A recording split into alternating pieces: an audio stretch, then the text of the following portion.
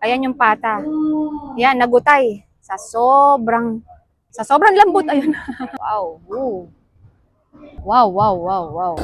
Yan. Ganyan kalambot. Anong oras ka nag-open? Nag-open po kami 4 p.m. to 11 p.m. lang po kami. Araw-araw po kaming bukas. Nag-start po kami 5 kilos lang. Ngayon po 50 to 70 kilos na po kami. Wow. Sa pata pa lang po yun. Wala po yung ribs, wala po yung special. Tapos half day pa lang po yun, Yes ano? po. Ang bestseller po namin yung special pork bulalo, pati po yung kare-kare at sisig. Meron na rin po kami yan. Mga gamit po namin, sariwa, fresh talaga siya. Walang frozen to. Yes, wala po kaming frozen, wala kaming imported na meat. Yung mga nakabox, wala po kaming ganun. Po, araw-araw namamalengke po kami pagtapos namin That's magtinda. good. Ini-invite ko po kayo dito sa Bulaluan sa Maceda para mas matikman nyo po ng personal ang aming mga putahe dito. Bakit niyo po naisipan sa palayok ilagay, sir? Para po mas kakaiba po siya.